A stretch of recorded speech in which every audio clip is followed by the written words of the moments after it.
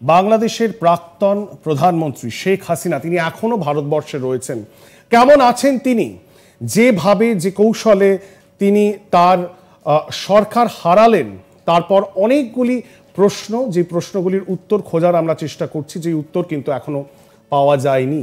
যে দল এতদিন ক্ষমতাসীন ছিল, আওয়ামী লীগ, সেই দলের ভবিষ্যৎ কি? কারণ বাংলাদেশের রাজনীতির অলিন্দে আওয়ামী লীগের একটা খুব গুরুত্বপূর্ণ রোল ছিল, আগামী দিনেও কি থাকবে? সেই দলের ভবিষ্যৎ কি? প্রধানমন্ত্রী, প্রাক্তন প্রধানমন্ত্রী শেখ হাসিনা তিনি কেমন রয়েছেন? তারই বা রাজনৈতিক ভবিষ্যৎ কি এবং তার রাজনৈতিক উত্তরসূরি কে হতে চলেছেন? এই সব প্রশ্নের উত্তর আমরা খুঁজব এবং যিনি সবচেয়ে ভালো এই উত্তরগুলি দিতে পারবেন তিনি এই মুহূর্তে সরাসরি আমাদের সাথে আমেরিকা থেকে জয়েন করেছেন। শেখ হাসিনার পুত্র সজীব ওয়াজেদ জয় আমাদের সাথে এই মুহূর্তে রয়েছেন আজ তাক বাংলার পর্দায়। মিস্টার ওয়াজেদ, অনেক অনেক ধন্যবাদ আমাদেরকে সময় দেওয়ার জন্য এবং আমেরিকা থেকে আমাদের সাথে এই সম্প্রচারে আসার জন্য। সবার আগে যে প্রশ্নটা আমার মাথায় আসছে, বাংলাদেশে যে উদ্ভূত পরিস্থিতি তৈরি হয়েছে, ভারতবর্ষ থেকে আমরা সবাই খুব ক্লোজলি সেটাকে মনিটর করছি এবং ভারতে যারা আমাদের দর্শক রয়েছেন তারা সবাই জানতে চাইছেন যে বিগত ৭২ ঘন্টা প্রাক্তন প্রধানমন্ত্রী শেখ হাসিনা তিনি আশ্রয় নিয়েছেন ভারতে, তিনি আছেন কেমন? আপনাকে অনেক ধন্যবাদ। তিনি এখন ভালোই আছেন। প্রথম দিন তিনি শক ছিলেন, হতাশ ছিলেন, খুবই ডিসঅ্যাপয়েন্টেড ছিলেন বাংলাদেশের মানুষের প্রতি যে ওনার উপর হামলা করতে যাওয়া হচ্ছিল। তবে এখন তিনি ভালো স্পিরিটসে আছেন। তিনি আমাদের নেতা কর্মীদের সাথে যোগাযোগ করছেন। যখন আমরা জানতে পারি যে আমাদের নেতা কর্মীদের উপর নির্যাতন চলছে, তখন আমরা বললাম যে না, তাদেরকে আমাদের অর্গানাইজ করতে হবে। আমাদের দলের তো শক্তি আছে, আমাদের দল আমাদের নেতা কর্মীদের নিরাপদ রাখবে। তো তিনি সেই কাজে সেটার ব্যবস্থা তিনি করছেন। একটা আক্রমণ ধেয়ে আসছে যে তিনি দেশ ছেড়ে পালিয়েছেন, সেই জায়গায় আপনি বলছেন যে আপনারা দেশে এই মুহূর্তে নেই, কিন্তু যেভাবে হোক নেতাকর্মীদের পাশে থাকার চেষ্টা করছেন। কিন্তু অনবরত যে খবর উঠে আসছে যে একটা রেট্রিবিউশন, আওয়ামী লীগ যে দল ক্ষমতায় ছিল তাদের কর্মীরা, তাদের নেতারা বাড়ি ছাড়া, ঘর ছাড়া, তারা আক্রমণের শিকার হচ্ছেন। এবং তার সঙ্গে সঙ্গে ভারতবর্ষের বুকে যে বিষয়টা নিয়ে খুব একটা উদ্বেগ, সেটা হলো যে বাংলাদেশের বুকে মাইনরিটি পপুলেশন, হিন্দু পপুলেশন, তারা আক্রমণের শিকার হচ্ছেন। একটি সোশ্যাল মিডিয়া ছেয়ে গেছে সেই ধরনের বিভৎস কিছু ছবিতে। আপনার কাছ থেকে জানতে চাইব, আপনারা আপনাদের কর্মীদের সাথে যখন যোগাযোগ করছেন, আপনার কাছে লেটেস্ট পরিস্থিতি সম্বন্ধে কি খবর রয়েছে? খবর হচ্ছে যে বাংলাদেশে এখন আইন শৃঙ্খলা বলে কিছুই নাই। পুলিশ, আপনার যেহেতু প্রথমে পুলিশের উপর আক্রমণ হয়েছিল, প্রথমে পুলিশের দোষ দেওয়া হয়েছিল বেশি গোলাবারুদ ব্যবহার করার জন্য, তো পুলিশ তাদের পোস্ট ছেড়ে দিয়েছে। বাংলাদেশে এখন পুলিশের ইউনিফর্ম পরলে তাদের উপর আক্রমণ হচ্ছে। তো পুলিশ বলে কিছুই নেই বাংলাদেশে এখন। লুটপাট চলছে এবং কি ঢাকা শহরেরও অনেক নেবারহুডে লুটপাট চলছে। আপনার তার জন্য আমরা উদ্যোগ নিয়েছি যে আমাদের নেতা কর্মীদের, আমাদের কর্মীরাই নিরাপদ রাখবে। আমাদের তো মানুষ, আমাদের ম্যান পাওয়ার প্রচুর আছে, আমরা হচ্ছে সবচেয়ে বড় রাজনৈতিক দল, তো আমরাই তাদের নিরাপত্তা দিচ্ছি।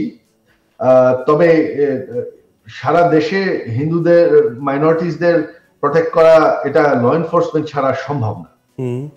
আর বাস্তব কথা হচ্ছে যে বাংলাদেশের ইতিহাসে শুধুমাত্র একটি সরকার ছিল যে সরকার মাইনরিটিসদেরকে নিরাপদ রেখেছে, সেটা হচ্ছে আমাদের আওয়ামী লীগ সরকার। আপনি ইতিহাসের কথা বলছেন, কিন্তু এই মুহূর্তে যেটা আমরা দেখছি উদ্ভূত পরিস্থিতি এবং সেটা খুবই উদ্বেগজনক, সেই জায়গায় দাঁড়িয়ে জামাতে ইসলামী, যাকে আপনার মা তিনি যখন প্রধানমন্ত্রী ছিলেন তাকে ব্যান, এই কয়েকদিন আগেই মাত্র সেই দলটিকে ব্যান করা হয়, সেই সংগঠনকে ব্যান করা হয়, ছাত্র শিবির তাদেরকেও ব্যান করা হয়। তারা আবার রাজনীতির মূল স্রোতে ফিরে এসেছেন এবং আমরা যেটা সোশ্যাল মিডিয়ায় দেখছি যে জামাতে ইসলামীর যারা কর্মকর্তারা রয়েছেন তারা বারবার বক্তব্য রাখছেন মিডিয়ার সামনে। তারা বলছেন যে দেশে হিন্দুদের ওপর কোনো রকম কোনো আক্রমণ হবে না এবং এই ছবিও তারা পোস্ট করেছেন সোশ্যাল মিডিয়াতে যে জামাতে ইসলামীর যারা কর্মীরা রয়েছেন তারা লাঠি হাতে পাহারা দিচ্ছেন বিভিন্ন মন্দির, বিভিন্ন সংখ্যালঘু সংগঠনের সম্প্রদায়ের বিভিন্ন বাসা। এই ছবিটা যে দেখছেন, এটা কতটা বাস্তব সেটা আমি জানি না। জামাত যদি এরকম কথা বলে থাকে তাহলে তো ভালোই, তবে তাহলে কে এই মাইনরিটিসদের উপর হামলা করছে, কারা করছে? এটা কেউ না কেউ তো করছে।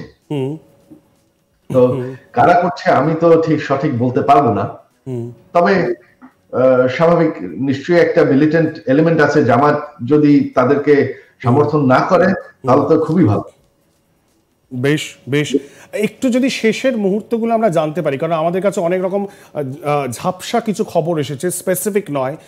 শেষ সময় যখন আপনার মা এবং শেখ রেহানা এনারা দুজন, এনাদেরকে ফ্লাই আউট করানো হলো ঢাকা থেকে, সেই মুহূর্তগুলো আমরা যেটা জানতে পেরেছিলাম যে প্রাক্তন প্রধানমন্ত্রী শেখ হাসিনা তিনি দেশ ছাড়তে সেই সময় রাজি ছিলেন না বলে কিছু সূত্র থেকে আমরা জানতে পেরেছি। আপনি যদি জানান যে উনি কি থাকতে চেয়েছিলেন সেই সময় ঢাকার বুকে, এবং যে পরিস্থিতি তৈরি হয়েছিল, একটা সিকিউরিটি সিচুয়েশন তৈরি হয়েছিল, ল অ্যান্ড অর্ডার একেবারেই হাতের বাইরে ছিল, সেই মুহূর্তটা যদি একটু আমাদেরকে বলেন কিভাবে সিদ্ধান্ত হলো?